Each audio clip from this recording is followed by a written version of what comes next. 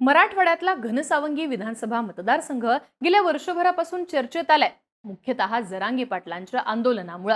मनोज जरांगे पाटील यांच्या आंदोलनाचं केंद्रस्थान असलेलं अंतरवली सराटी गाव याच मतदारसंघात येतं। या मतदारसंघाचे 5 टर्म आमदार असणारे राजेश टोपे हे सातत्यानं जरांगेंच्या संपर्कात असल्याचं बातम्यांमधनं दिसलं। अनेकदा त्यांनीच जरांगेंना उपोषणाला बसवलंय असे आरोप सुद्धा भाजप आणि इतर पक्षांकडून करण्यात आलेले आहेत। आता दुसरीकडे त्यांच्या समोर आव्हान देणारे हिकमत उडान हे शिंदेंच्या शिवसेनेचे। या बाबतीत सांगायचं झालं तर एकनाथ शिंदे आणि जरांगे पाटील यांची जवळीक असल्याची चर्चा ही राज्यभरात गाजली आहे। त्यामुळेच या मतदारसंघात नेमकं काय होणार हे ठरवणारा फॅक्टर आहे तो मनोज जरांगे पाटील। जरांगेंच्या आंदोलनात सुरुवातीपासूनच टोपे दिसल्यानं मतदारसंघातला मराठा समाज टोपेंच्या बाजूने असल्याचं बोललं जातंय। पण या मतदारसंघात शिंदेंच्या शिवसेनेनं उमेदवार दिल्यानं गतवेळी कडवी झुंज दिलेले हिकमत उडान यावेळी टोपेंना जेरी सांडतील अशा देखील चर्चा आहेत। त्यात मराठवाड्यात यावर्षी मराठा फॅक्टर चालणार आहे, त्यामुळे महायुतीनं सुद्धा त्याच गोष्टींचा विचार करून हिकमत उडान यांना उमेदवारी दिली आहे। घनसावंगीत मराठा विरुद्ध मराठा असा सामना होतोय, पण त्यामध्ये ओबीसी मतं सुद्धा निर्णायक ठरणार आहेत आणि म्हणूनच 5 वेळा आमदारकी मिळवलेल्या टोपेंना यावर्षी आमदारकी राखता येईल का? हिकमत उडान, सतीश घाटके हे टोपेंना यंदा पाडू शकतील का? पाहुयात घनसावंगी मतदारसंघाचं राजकारण। नमस्कार, मी आरती आणि तुम्ही बघताय बोल भिडू। गेली 5 टर्म आमदार राहिलेल्या राजेश टोपेंना राजकीय वारसा त्यांच्या घरातनच मिळालाय। त्यांचे वडील अंकुशराव टोपे हे जिल्ह्यातील बडे नेते। शिक्षण, सहकार, समाजकारण, राजकारण अशा सगळ्या क्षेत्रात त्यांनी काम केलंय। जालना जिल्ह्यात केलेल्या विकासाच्या राजकारणामुळे त्यांचं नाव निश्चितपणे मोठं झालं। 1972 मध्ये अंकुश टोपे हे अंबड विधानसभेचे आमदार झाले। 1991 ला ते जालन्याचे खासदारही झाले आणि तेव्हापासूनच टोपे पिता पुत्राची राजकीय ताकद वाढल्याचं दिसतं। 1999 ला शरद पवारांनी राष्ट्रवादीची स्थापना केली, तेव्हापासूनच टोपे घराणं पवारांच्या सोबत राहिले। राजेश टोपे सुद्धा राजकारणात आल्यावर वडिलांनी केलेली विकास कामं आणि मतदारसंघात निर्माण केलेला लोकांचा संपर्क याचा राजेश टोपेंना फायदाच झाला। 1999 पासून राजेश टोपे सलग 5 वेळा आमदार झालेले आहेत। 1999 आणि 2004 ला ते अंबड मतदारसंघाचे आमदार होते। त्यानंतर झालेल्या मतदारसंघ पुनर्रचनेत घनसावंगी या मतदारसंघाची निर्मिती झाली आणि तेव्हापासून राजेश टोपे हे 2009, 14 आणि 19 अशी सलग 3 टर्म घनसावंगी मतदारसंघातनं निवडून येत आहेत आणि तिथं त्यांनी आपला जम बसवलाय। त्यांच्या मागे वेगवेगळ्या शैक्षणिक संस्था, कारखाने, सूतगिरण, सहकारी संस्था यांचा सुद्धा मोठा पाठिंबा असल्याचं दिसतं। त्यामुळे घनसावंगीमध्ये राजेश टोपे प्लस मध्ये जातात असं म्हटलं जातं।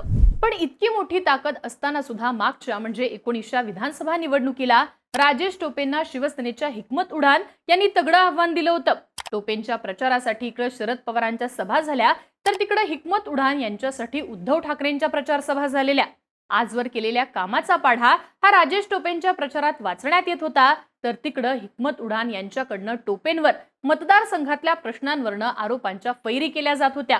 त्यामुळे 2019 ची टोपे विरुद्ध उडान ही लढत चांगलीच अटीतटीची झाली होती।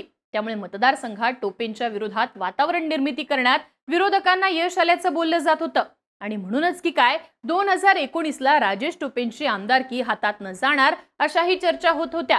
पण तरी सुद्धा 3409 अशा अगदी कमी मताधिक्याने का होईना पण राजेश टोपे हे घनसावंगीतनं निवडून आल्याचं पाहायला मिळालं।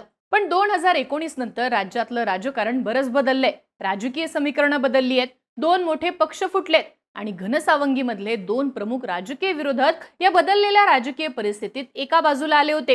राष्ट्रवादीच्या फुटीनंतर राजेश टोपे शरद पवारांकडे राहिले, तर हिकमत उडान हे सुरुवातीच्या टप्प्यामध्ये उद्धव ठाकरेंच्या शिवसेनेसोबत राहिले। अर्थात दोघेही विरोधक महाविकास आघाडीत राहिल्याचं पाहायला मिळालं। आता लोकसभा निवडणुकीत याचा महाविकास आघाडीला फायदा झाला। महाविकास आघाडीत बंडू जाधव हे परभणीतनं खासदार झाले, पण आता विधानसभेची उमेदवारी कोणाला मिळणार याच्या चर्चा चालू झाल्या। विद्यमान आमदार असणाऱ्या राजेश टोपेंना महाविकास आघाडीतनं उमेदवारी मिळेल हे जवळपास निश्चित झालं होतं आणि त्यानंतरच उडान यांची अस्वस्थता वाढल्याच्या चर्चा व्हायला लागल्या। महाविकास आघाडीकडनं उमेदवारी मिळण्याची शक्यता ही फोल ठरली आणि त्यांनी महायुतीकडे हातपाय मारायला सुरुवात केली। मुख्यमंत्री एकनाथ शिंदेंनी उडान यांना महायुतीमधनं उमेदवारी मिळेल असं आश्वासन दिलं आणि त्याच पार्श्वभूमीवर हिकमत उडान यांनी अलीकडेच एकनाथ शिंदेंच्या शिवसेनेत प्रवेश केला। त्यांना महायुतीचे उमेदवार म्हणून शिंदे गटाकडनं तिकीट सुद्धा देण्यात आलंय। आता महायुतीकडनं उमेदवाराचं नाव फिक्स झाल्यामुळे टोपे विरुद्ध उढाण ही लढत चुरशीची होईल असं स्थानिक पत्रकार सांगतात. कारण दोन्ही नेते हे मराठा समाजातले उमेदवार असल्यानं इथं मराठा मतदार नेमका कोणाच्या बाजूने झुकणार हा प्रश्न असणार आहे. कारण राजेश टोपेंना मराठा मतदारांचा पाठिंबा असल्याचं जरी सांगितलं जात असलं, महाविकास आघाडीच्या बाजूने मराठा मतदारांचं झुकतं माप हे लोकसभा निवडणुकीत दिसलं असलं तरी समोर सुद्धा शिंदेंच्या शिवसेनेचे मराठा उमेदवार असलेले हिकमत उढाण असणार आहेत. महायुतीत गेलेल्या हिकमत उढाण यांच्या पुढे मराठा मतदारांना महायुतीला मत देण्यासाठी कन्व्हिन्स करण्याचं आव्हान देखील असणार आहे. या दोघांशिवाय रिंगणात असणारे तिसरे उमेदवार आहेत भाजपचे बंडखोर सतीश घाटके. समृद्धी साखर कारखान्याचे ते चेअरमन आहेत. महायुती सरकारच्या काळात त्यांनी मतदारसंघात विकास कामं केली, नागरिकांशी संपर्क वाढवला, मतदारसंघातल्या महिलांसाठी आणि साखर कारखान्यातल्या सभासदांसाठी वेगवेगळ्या योजना आखल्याचा दावा सुद्धा घाटकेंकडनं केला जातोय. त्यामुळे असं म्हटलं जात होतं की टोपेंना ते चांगली आणि टफ फाईट देऊ शकतात. महायुतीत जागा कोणालाही सुटली तरी उमेदवार हे सतीश घाटके असतील अशा देखील चर्चा झाल्या. पण हिकमत उढाण अचानक सीन मध्ये आले आणि सगळं चित्रच बदललं. हिकमत उढाण यांना शिंदेंच्या शिवसेनेची उमेदवारी मिळाली आणि लगेचच घाटकेंनी स्वतंत्र लढण्याचा निर्णय घेतला. घाटकेंनी जरी अपक्ष अर्ज भरला असला तरी इंटरेस्टिंग गोष्ट म्हणजे हिकमत उढाण आणि सतीश घाटके यांचे कौटुंबिक संबंध असल्यामुळे येत्या काळात सतीश घाटके हे हिकमत उढाण यांच्यासाठी माघार घेण्याची शक्यता नाकारता येत नाही असं स्थानिक पत्रकार सांगतात. त्यामुळे याचा निर्णय 4 तारखेलाच होणार आहे. पण असं झालं तरी मैदानात तिसरा उमेदवार असणार आहे, ते म्हणजे शिवाजीराव चोथे. चोथे हे तेली समाजातून येतात. ते शिवसेनेचे जुने आणि निष्ठावान नेते समजले जातात. पण जागा वाटपात जागा ही पवारांकडे गेल्यानं त्यांनी अपक्ष अर्ज भरलाय. तर बळीराम खटके यांच्या पत्नी कावेरी खटके यांनी सुद्धा वंचितकडनं उमेदवारी अर्ज भरलाय. खटके यांनी लक्ष्मण हाकेंना वडीगोद्रीमध्ये आंदोलन करण्यासाठी मदत केल्याचं सांगण्यात येतं. थोडक्यात काय तर घनसावंगी मधली ओबीसी मतं या 2 उमेदवारांकडे जाण्याची शक्यता आहे. यानंतर या मतदारसंघात अपक्ष म्हणून जरांगेंच्या संपर्कात असलेल्या शैलेश पवार यांनी सुद्धा अर्ज भरलाय.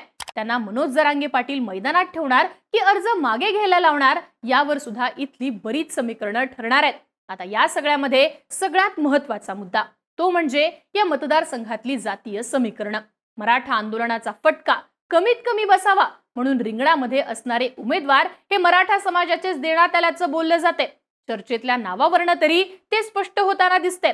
राजेश टोपे, हिकमत उढाण आणि सतीश घाटके असे महत्त्वाचे तिन्ही उमेदवार मराठा समाजातून येतात. याशिवाय मधुकर आर्दड यांनी सुद्धा मनोज जरांगे यांची भेट घेतल्याचं सांगण्यात येते. घनसावंगीतले स्थानिक पत्रकार सांगतात की राजेश टोपे यांच्या मागे मराठा समाजाचा पाठिंबा आहे. भाजप आणि महायुतीकडे मात्र मराठा समाजाचा रोष आहे. त्यामुळे मराठा समाजाचा पाठिंबा आहे तोवर राजेश टोपे प्लस मध्ये जाण्याची शक्यता आहे. पण असं असलं तरी हिकमत उढाण हे सुद्धा मराठा समाजातून येतात. त्याच पद्धतीनं ते माजी मुख्यमंत्री मनोहर जोशी यांचे सचिव राहिलेले आहेत. त्यामुळे अधिकारी म्हणून केलेल्या कामाचा पाठिंबा हा त्यांच्या सोबत असणार आहे. तसंच ते इतके दिवस महाविकास आघाडीत होते. त्यामुळे त्यांना महायुतीकडून उमेदवारी मिळणं राजेश टोपेंसाठी मोठं आव्हान असू शकतं. दुसरीकडे एकनाथ शिंदे आणि मनोज जरांगे पाटील यांची जवळीक पाहता जरांगे नेमकी कोणाला मदत करणार, टोपे की उढाण यावरती घनसावंगीची बरीच समीकरणं ठरणार आहेत. या मतदारसंघात अशी देखील चर्चा होते की तिसरा उमेदवार रिंगणात आला की राजेश टोपे फायद्यात जातात. 40% मतं आपल्याकडे असली तर उरलेली 60% मतं कशी डिवाइड होतील याची स्ट्रॅटेजी आखायची अशी टोपेंची रणनीती असते. त्यामुळे 4 तारखेला कोण अर्ज माघारी घेणार, मनोज जरांगे पाटील नेमका काय निर्णय घेणार यावरती सुद्धा घनसावंगीचं राजकारण ठरणार हे फिक्स आहे. तुम्हाला काय वाटतं? 6व्यांदा आमदारकी राखण्यात टोपे यशस्वी होतील की हिकमत उढाण त्यांना शह देतील? मनोज जरांगे पाटील काय करतील? याबद्दलच्या प्रतिक्रिया कमेंट बॉक्समध्ये लिहून नक्की कळवा आणि वेगवेगळ्या मतदारसंघाचं राजकारण समजून घेण्यासाठी बोलभिडूच्या YouTube चॅनलला नक्की सबस्क्राईब करा.